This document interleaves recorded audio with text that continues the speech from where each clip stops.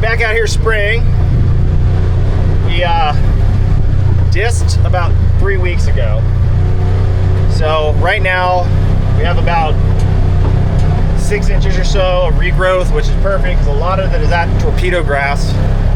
And essentially, when you spray Roundup, you're not killing any seeds. So the idea is I spray, keep from going to seed. Whatever seed is left in the ground is going to come up with rain after you disc, because you're essentially planting it at that point.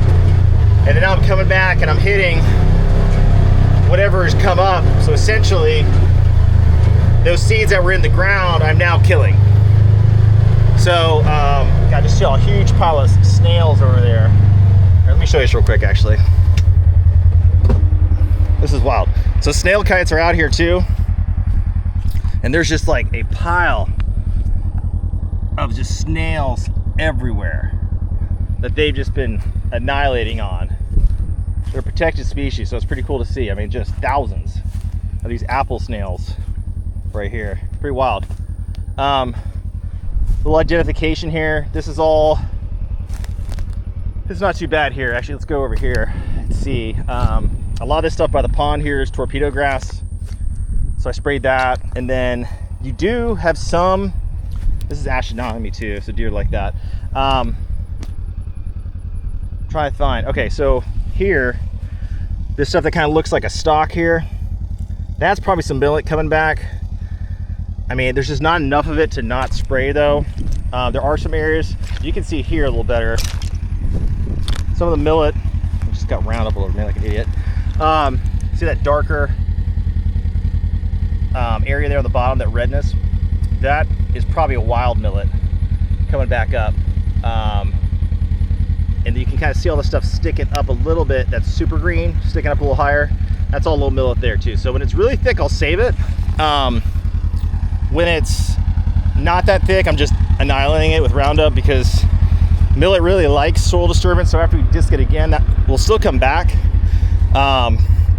You're never gonna get rid of all the seeds out here, but you know, the area where we're spraying really heavy, that's where we're gonna do our food plots. And I'll do kind of an aerial overview here too, to show you what I'm talking about and the overall plan for the planting. But the general consensus is if it's invasive, it's spraying and dead. If it looks good, I'm leaving it. And then, you know, kind of planting food plots accordingly where I've sprayed heavier, because we're gonna disc again, okay? So I'll show you that here too. Okay, so this is a good example of what I'm gonna save right next to what I'm not gonna save. So we get down low here. Pretty much all this kind of stuff right here,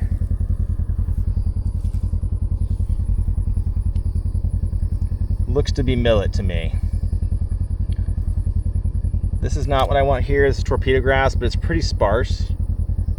And what I've noticed is the really wet stuff tends to favor the millet more, and I'm having to kill more of the torpedo grass where it stays dry. So I'm pretty soft here. I don't think I can even redisc this anyway.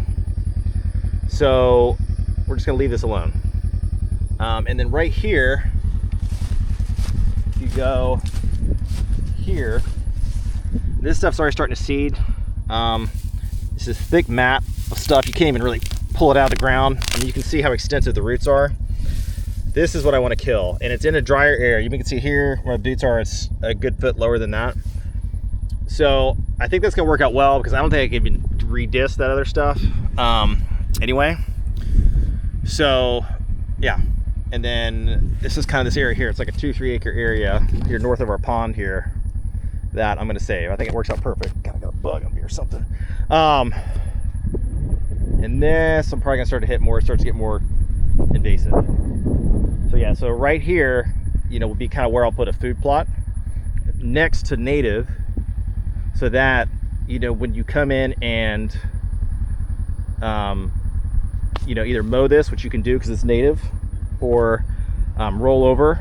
Again, you can't do that to your food plots if it's planted. You can do it to native.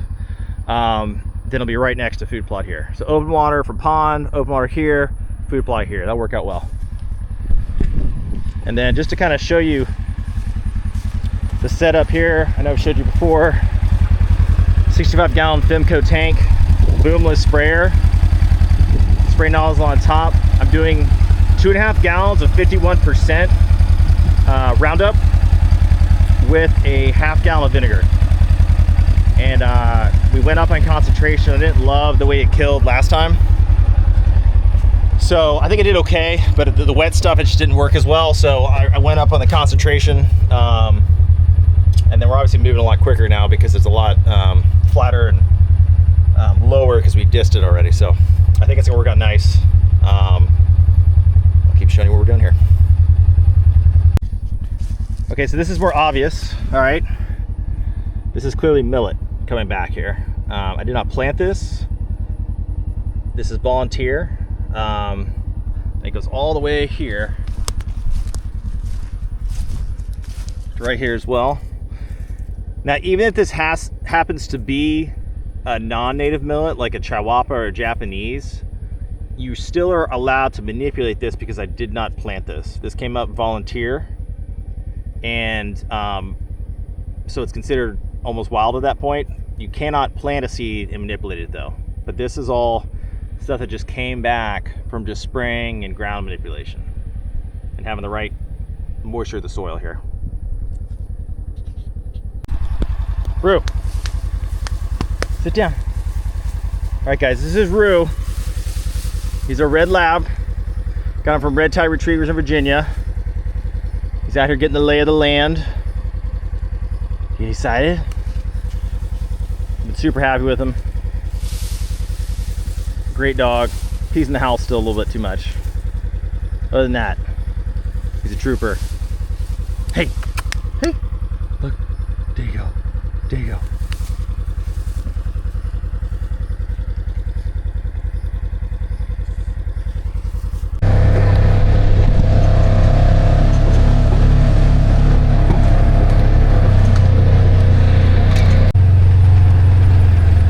Cypress trees are looking good.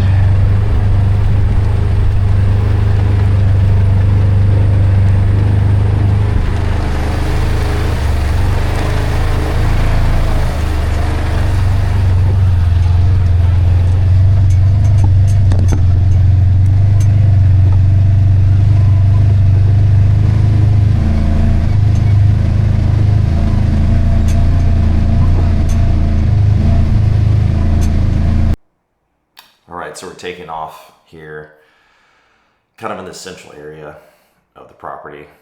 This is something that's been there for a while, even though we made it into a citrus grove. They kind of preserved this oak hammock here, and it kind of serves as a area that we use as a staging point really for everything we do on the property. So we're kind of turning here to the east.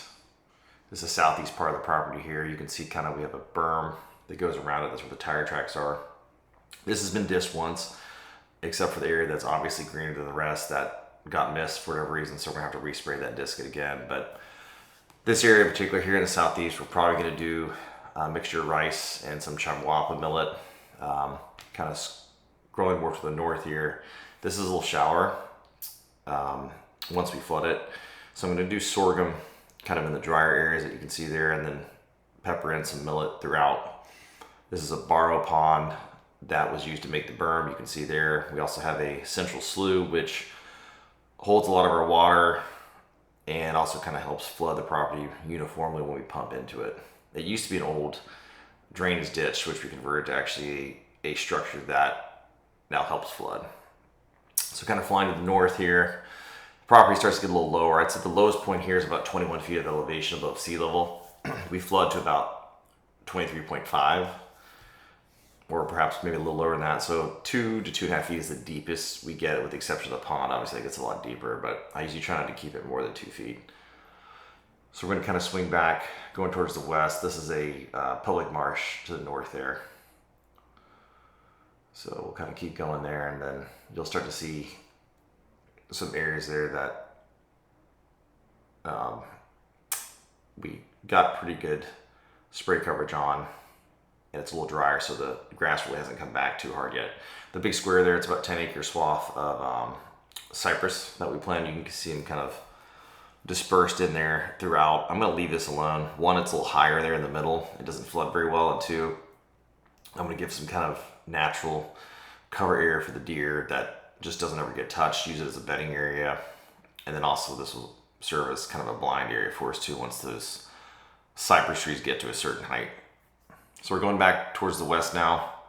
You can see there's some drainage structures there, and also there's a kind of a cylindrical structure there in the property that we use to pump out of. This connects to a main reservoir that goes underneath the road onto our property.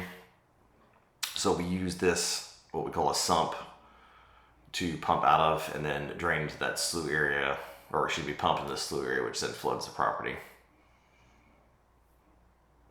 Now we're going more to the southwest here. This is a little drier, but still floods well. It holds about a foot of water. I'm gonna probably do a little sorghum as well as the chihuahua in this area as well. You can see my neighbor there is obviously a grove owner. There's a little spat of oak trees right there, that little green area we didn't disc. They did not make it. Those were overcup oaks. I think it just got too hot for them, so I don't think this part of Florida is the best place for that. And then we're kind of circling back there to the head where we started from.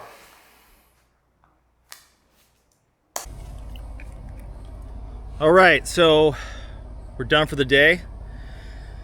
We hit about 60 acres or so. Like I said, we used 2.5 gallons of 51% brand name Roundup, which I think is going to help. We used some off-brand glyphosate last time, and I wasn't super happy with the results, so we went up in concentration for 41 to 51, used a little more of it, and did brand name. Still stuck with the vinegar. Our pH is about 8, so it tends to work better. A little lower pH than that. So yeah, we're gonna let it kind of do its work for a few days here. Probably next week we're gonna have it dissed. I am having someone do that for me. Last time it took up 6 days, and I just don't have 6 days off to do that, or a tractor big enough to do it. So some things make more sense to have someone do, and that's one of them for us at least. Now if we were into farming full time, then it'd be different. We had the equipment already, but we don't. So just the maintenance and everything else like that, it doesn't make sense to do that part. So we're gonna do that, and then I'm gonna have John, my buddy, come out and seed everything. Kind of where I discussed in the video looking at the aerial stuff there. That's gonna be the plan. I'll kind of put some photos of that up. And then really from there, I'm just gonna keep the water level to where it just fills up the slough area and keeps the ground moist and or less than a foot.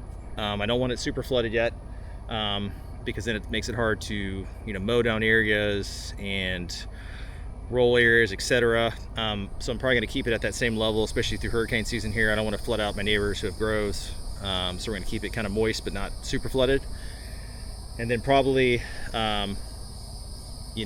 teal season, we're going to come out, hunt some smaller areas, roll that down, and then the big stuff in terms of mowing and rolling we're going to do probably late October. Hopefully my pump will be here by then. We're going to go ahead and buy a pump this year so we can keep kind of full time levels, where it's stable, so I don't have to overfill it and then end up underfilled when it dries out. We're just going to keep it perfect level, and just it makes more sense to own than rent at that point, if we're going to keep it for 3 or 4 months through the hunting season. So that's the plan. Probably next update video will be during teal season, or maybe a little after that if I come and mow and check on the status of the seeds that we planted here. This is early June, so probably mid-July-ish I might come back out, but not a whole lot to do. Really just wait after this point. I got the board set where I want them, and we'll start doing more work out here late October, early November, and then hopefully we got some birds out here, and hopefully we get some birds in teal season too. So stay tuned. I'll keep you guys updated.